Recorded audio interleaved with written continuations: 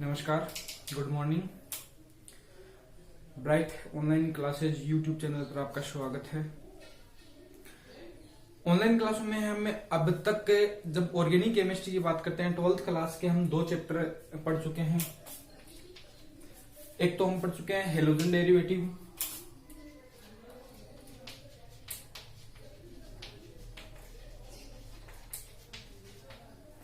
Halogen व्युत्पन्न यौगिक, और दूसरे जो यौगिक हैं वो हमने पढ़ लिए हैं ऑक्सीजन युक्त क्रियात्मक समूह पार्ट फर्स्ट। ऑक्सीजन युक्त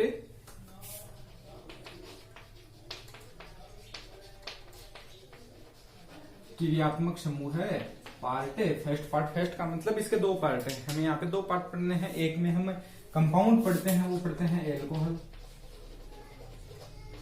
इसके अलावा फिनोल, इसके अलावा इथर। इनके अलावा जो मुख्य एल्डिहाइड है, कीटोन है, कार्बोक्सिलिक एसिड, जो फंक्शनल ग्रुप में बचे हुए हैं जिसमें क्या पाया जाता है ऑक्सीजन, वो हम पढ़ेंगे पार्ट सेकंड में। ये तो बात रही ऑर्गेनिक केमिस्ट्री की। दोनों जो चैप्टर हैं वो है अपने 4-4 नंबर के, एग्जाम की दृष्टि से 4-4 नंबर के हैं, यानी 8 नंबर का कुल सिलेबस है। दोनों से नीचे है। इससे पहले हमने ऑफलाइन क्लास में एक और पार्ट पढ़ लिया था इलेक्ट्रोकेमिस्ट्री। आज की क्लास में इलेक्ट्रोकेमिस्ट्री की हम बात करें तो वो था फिजिकल का। ठीक है, केमिस्ट्री 3 प्रकार की होती है। वो होता है फिजिकल का पार्ट, भौतिक विज्ञान का पार्ट था, भौतिक रसायन का पार्ट था। ये है ऑर्गेनिक का, कार्बनिक रसायन का।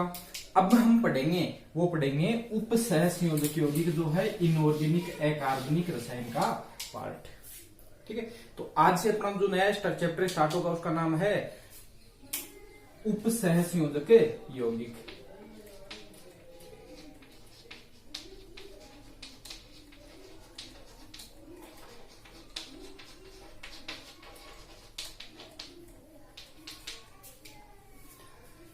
इंग्लिश की हम बात करें तो उसको बोलते हैं कोऑर्डिनेशन कंपाउंड।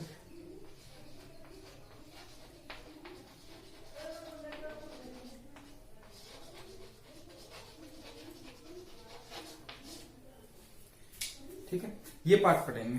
सबसे पहले मेनली हम बात करें तो ये कौन से पार्ट का है,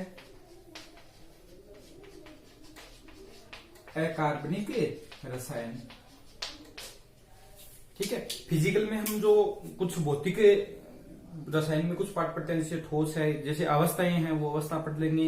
इलेक्ट्रोकेमिस्ट्री है, केमिकल काइनेटिक्स है, वो सारे फिजिकल केमिस्ट्री में आ जाएंगे। सरफेस केमिस्ट्री है, ठीक है, जो भौतिक गुणों से संबंधित है। अब हम जब इनऑर्गेनिक की बात करते हैं, अकार्बनिक रसायन की बात करते हैं, दूसरा पार्ट अपना कार्बनिक रसायन है। कार्बनिक रसायन में हमने देखा कि कार्बनिक रसायन होता क्या है, कार्बनिक यौगिक होते क्या है। ठीक है, कार्बनिक रसायन में हमने देखा कि कार्बनिक रसायन वो है जो केवल किसके अध्ययन को प्रेरित करता है अपने को, कार्बनिक यौगिक के अध्ययन से संबंधित है। कार्बनिक यौगिक कौन से होते हैं कि कार्बन ऐसे यौगिक जो किससे मिलकर बने हो, कार्बन के, तथा उन यौगिकों में कार्बन में श्रृंखलन की प्रवृत्ति पाई जाती है। ठीक है, कार्बन, हाइड्रोजन, ऑक्सीजन, इन सब से मिलकर बने होते हैं। वो हमने एक बार पूरा अध्ययन करके देख लिया, कैसे होते हैं, कैसे बनते हैं, कहां से इनकी व्युत्पत्ति हुई है, वो सारा हमने पढ़ लिया है। ठीक है, आज हम बात कर रहे हैं उपसह संयोजक यौगिकों की। इन्हें दूसरा नाम भी कहा जाता है संकुल यौगिक, वो आगे हम देखेंगे विस्तार से। लेकिन सबसे पहले हम बात करते हैं कि उपसह संयोजक यौगिक है जो किसका पार्ट है, अकार्बनिक का। इसकी हम शुरुआत में बात करते हैं कि क्या होता है। ठीक है, क्या इसका क्लासिफिकेशन है, सारा हम देख लेंगे। तो जब हमें यौगिकों की बात करते हैं तो यौगिकों की बात हम केवल 2 ही सब्जेक्ट में करते हैं, इनऑर्गेनिक या ऑर्गेनिक, अकार्बनिक रसायन या कार्बनिक रसायन। अकार्बनिक रसायन में हमने यौगिक देखने हैं, ऑर्गेनिक या कार्बनिक रसायन में हमने यौगिक देख लिए कैसे बनते हैं, कार्बन कैसे कैसे यौगिक बनाता है।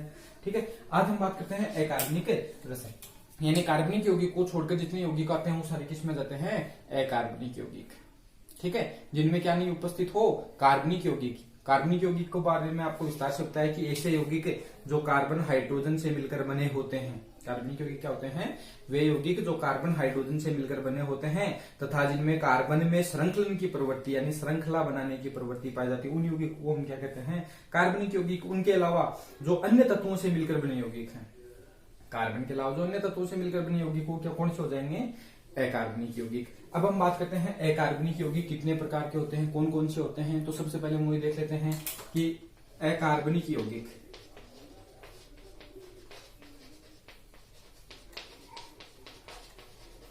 और ये हमने 11वीं क्लास में पढ़ लिया कि अकार्बनिक यौगिक है जो होते हैं वो होते हैं आयनिक प्रवृत्ति के लिए, इसलिए इसी को क्या कहते हैं, अकार्बनिक लवण।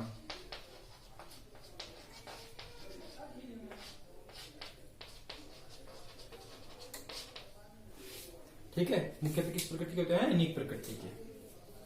तो अकार्बनिक लवण या अकार्बनिक यौगिक मुख्यतः यानी जितने भी अकार्बनिक यौगिक हैं उनके मुख्यतः दो ही भागों में बांट दिया गया है, मुख्यतः दो प्रकार के होते हैं।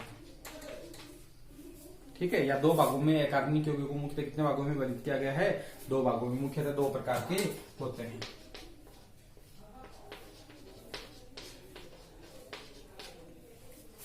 पहला हम बात करते हैं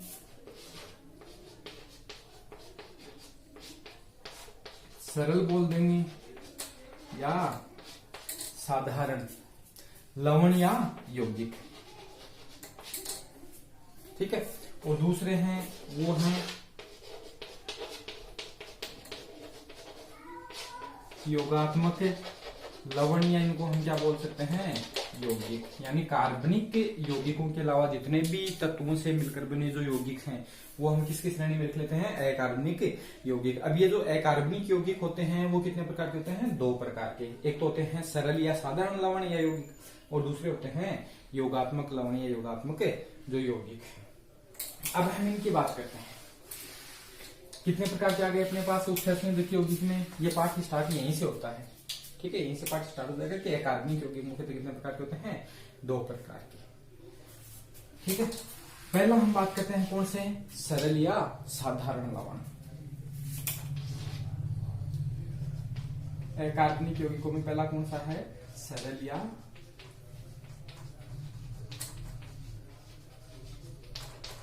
साधारण लवण। सरल या साधारण लवण जो होते हैं वो कौन से होते हैं उनके बारे में हम बात करते हैं। तो देखो हम शुरू से एक अभिक्रिया पढ़ते आ रहे हैं, ठीक है, जब से हमने थोड़ा थोड़ा रसायन विज्ञान का ज्ञान लेना आरंभ किया है, नॉलेज प्राप्त किया, तब से हमें एक अभिक्रिया पढ़ते हैं कि अम्ल और क्षार, कौन है, अम्ल और क्षार, इन दोनों के मध्य जब अभिक्रिया करवाई जाती है तो क्या बनता है, लवण और जल बनता है। ठीक है, और उसी वक्त हमने लगभग 6th क्लास में हमने पढ़ लिया था कि अम्ल होते हैं वो स्वाद में कैसे होते हैं, खट्टे होते हैं, क्षार है स्वाद में कड़वे होते हैं। कुछ गुण भी पढ़े थे, जैसे जैसे हम आगे कक्षाओं में जाते गए इन सब की परिभाषाएं बदलती गई हैं।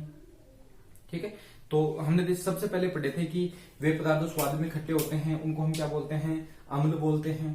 ठीक है, जो कड़वे होते हैं उनको क्या बोल देते हैं, क्षार बोलते हैं। तो ये शुरू में 6th क्लास में तो पढ़ा था, तब हमने ये परिभाषाएं पढ़ी थी। कुछ उदाहरण लिए थे, जैसे हम दही की बात करें, दही खट्टा होता है, किसके कारण होता है, अम्ल के कारण होता है। धीरे धीरे हम आए 9th में आ गए, 10th में आ गए, 11th में आ गए, तो अम्ल और क्षार की परिभाषाएं होगी, एक नहीं एक से ज्यादा होगी। आरेनियस हो गया है, लुईस हो गया, ब्राउनस्टेड लोरी हो गया, ये सारे अम्ल अलग अलग हो गए। ठीक है, अब उन सबको हमने छोड़ के केवल हमें देखना है कि जब हम किसकी क्रिया करवाते हैं, अम्ल और क्षार की, तो किसका निर्माण होता है, लवण और जल का। इस अभिक्रिया को ही हम क्या कहते हैं, उदासीनीकरण अभिक्रिया। जब भी हम उदासीनीकरण अभिक्रिया के उदाहरण की बात करते हैं तो सबसे पहले एक ही हमारे दिमाग में आता है, वो कौन सा है, अम्ल और क्षार की अभिक्रिया। 9th क्लास में भी हमने पढ़ा है, उदासीनीकरण अभिक्रिया पढ़ी है, तो एक ही एग्जाम्पल था, कौन सा है, अम्ल और क्षार की अभिक्रिया, जिससे क्या बनते हैं, लवण और जल। तो यहाँ पे जो लवण बनता है, अम्ल और क्षार की उदासीनीकरण अभिक्रिया से जो लवण बनता है वो हमेशा कौन सा लवण बनता है, सरल बोल सकते हैं, या कौन सा बनता है, साधारण लवण। ठीक है,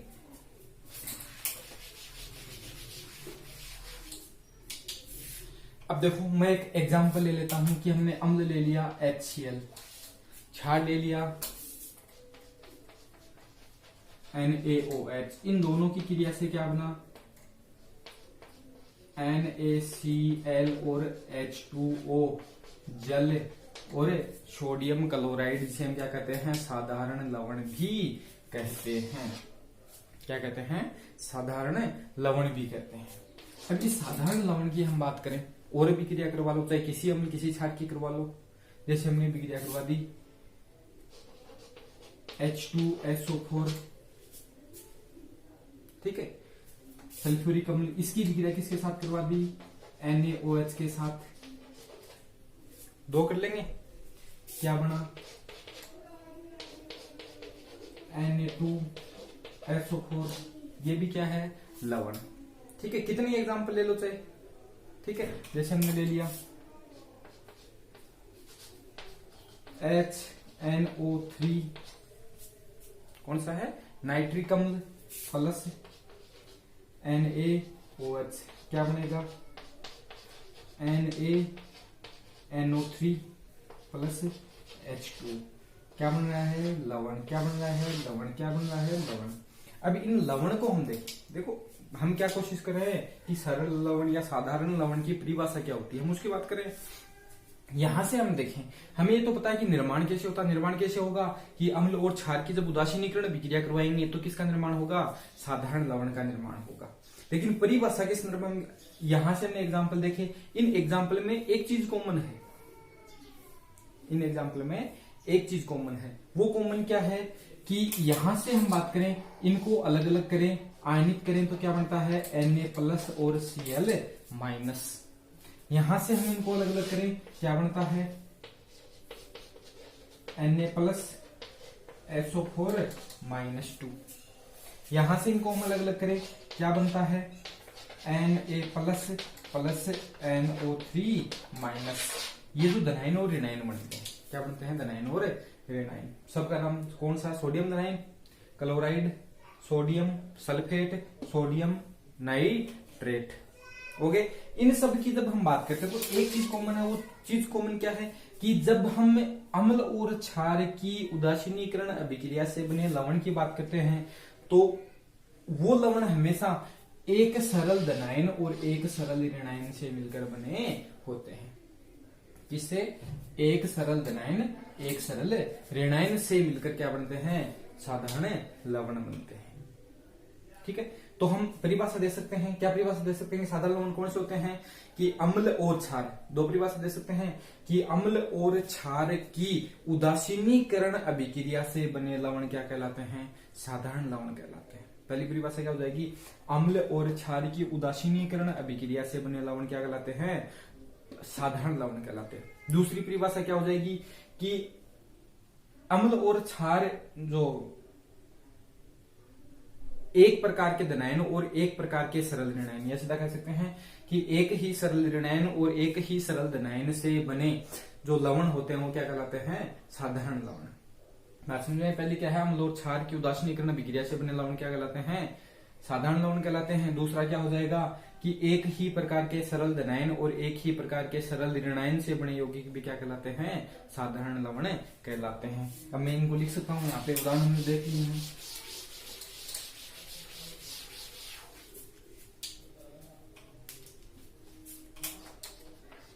एक सरल धनायन था, एक सरल ऋणायन, जैसे लिख दें एक ही प्रकार के सरल धनायन और एक ही प्रकार के सरल ऋणायन से मिलकर बने यौगिक साधारण लवण या साधारण यौगिक कहलाते हैं। बने यौगिक साधारण लवण या फिर साधारण यौगिक।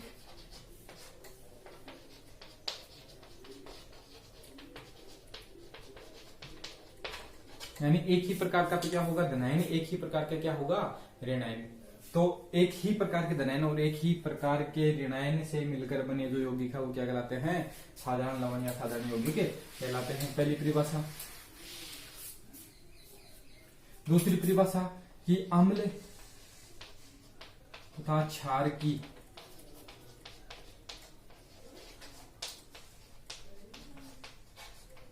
उदासीनीकरण, इससे अम्ल और क्षार की उदासीनीकरण अभिक्रिया से बने यौगिक क्या कहलाते हैं? साधारण लवण से साधारण लवण का निर्माण होता है।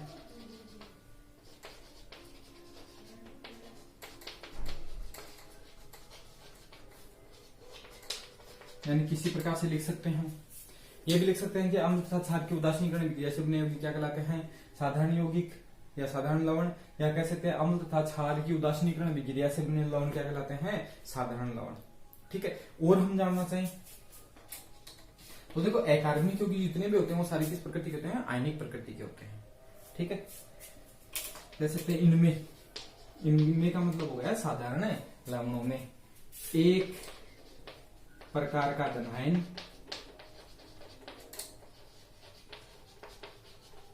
तथा एक प्रकार का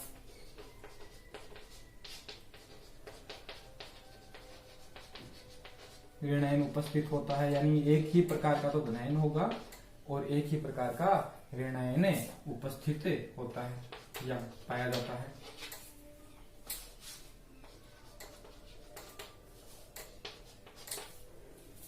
ठीक है, इसके अलावा हम और भी पढ़ते हैं, जैसे NaCl के बारे में पढ़ते हैं। NaCl क्या है? साधारण लवण। NaCl के बारे में हमने खूब बार पढ़ा है कि NaCl है ठोस अवस्था में क्या होता है? विद्युत का कुचालक, लेकिन गलित अवस्था में विद्युत का क्या होता है? चालक होता है। क्यों? तो उसका कारण क्या है कि ये का मतलब कौन है? साधारण लवण। ठोस अवस्था में, ये ठोस अवस्था में स्थायी होते हैं। ठीक है, ठोस अवस्था में क्या होंगे? स्थायी। विद्युत के क्या होंगे? कुचालक। तथा जलीय विलयन में, जलीय विलयन में आयनों में विभक्त हो जाते हैं।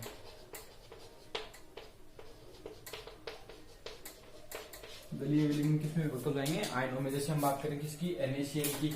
तो NaCl जब तक ठोस अवस्था में है स्थायी रहेगा, विद्युत का क्या रहेगा? कुचालक। लेकिन जैसे इसको किस में ऐड किया जाता है? वाटर में इसको मिलाया जाता है, तो ये क्या हो जाता है? अपघटित हो जाता है और किस में बदल जाता है? आयनों में Na+ और Cl-। किस में बदल गया? Na+ और Cl-, यानी आयनों में विभक्त हो जाते हैं। और ये जलीय विलयन में, ये हमेशा जलीय विलयन में एक धनायन, यानी केवल NaCl की बात करें केवल सोडियम देगा, तथा एक ऋणायन, तथा एक ऋणायन देते हैं। जैसे NaCl को जल में घोलेंगे, एक तो क्या देगा? सोडियम, एक क्या देगा? क्लोराइड। ठीक है, तो ये आयनों में तुरंत क्या हो जाते हैं? विभक्त हो जाते हैं। अब इसके हम उदाहरणों की बात करें कि कौन कौन से ऐसे यौगिक हैं, तो कोई भी सरल धनायन और सरल ऋणायन से बने यौगिक हमेशा क्या होते हैं? साधारण। जैसे हमने बात कर ली NaCl, NaNO3, ठीक है, KCl है, MgCl2। MgCl2 में भी क्या है? केवल एक प्रकार का धनायन कौन सा है? मैग्नीशियम। एक प्रकार का ऋणायन कौन सा है? क्लोराइड। CaCl2 है, ये 2SO4 है। पोटेशियम एक प्रकार का धनायन, पोटेशियम एक प्रकार का ऋणायन कौन सा है? सल्फेट है। NaNO2 है। ठीक है, तो इसमें एक प्रकार का धनायन Na+, एक प्रकार का ऋणायन कौन सा है? Nitrite ion. तो ये सारे कौन से होते हैं? साधारण लवण। ठीक है, और ये इनके होते हैं गुण। साधारण लवणों के गुण क्या होते हैं कि निर्माण किससे होता है? अम्ल और क्षार की उदासीनीकरण विक्रिया से। दूसरा हम बात करें तो दूसरा गुण क्या है कि इनमें एक ही प्रकार का तो धनायन होगा और एक ही प्रकार का क्या होगा? ऋणायन। तीसरे हम बात करें तो ये ठोस अवस्था में तो क्या होते हैं? स्थायी। और जलीय विलयन में क्या हो जाते हैं? अपघटित होकर क्या देते हैं? आयनों में विभक्त हो जाते हैं। आयनों में क्या देंगे? एक तो धनायन देंगे और एक क्या देंगे? ऋणायन। ठीक है, और भी खूब सारे इसके एग्जाम्पल हो सकते हैं, आप जितने लिखो उतने हो सकते हैं। जैसे KCl है, ठीक है, MgSO4 है, MgNO3 का होल ट्वाइस है। जितने भी यौगिक है सारे क्या है? आयनिक। कैल्शियम कार्बोनेट है, CaCO3 है, सोडियम कार्बोनेट है, Na2CO3 है। ये सारे क्या है? जैसे कैल्शियम सल्फेट है, एल्यूमिनियम क्लोराइड है, कॉपर सल्फेट है, इनमें क्या होते हैं एक प्रकार के धनायन और एक प्रकार के ऋणायन। तो ये क्या होते हैं साधारण लवण, जिसको हम क्या बोलते हैं सरल यौगिक भी बोलते हैं। अब दूसरा यौगिक है वो अपना कौन सा है, योगात्मक लवण या योगात्मक यौगिक। ठीक है, वो हम पढ़ेंगे अगली क्लास में।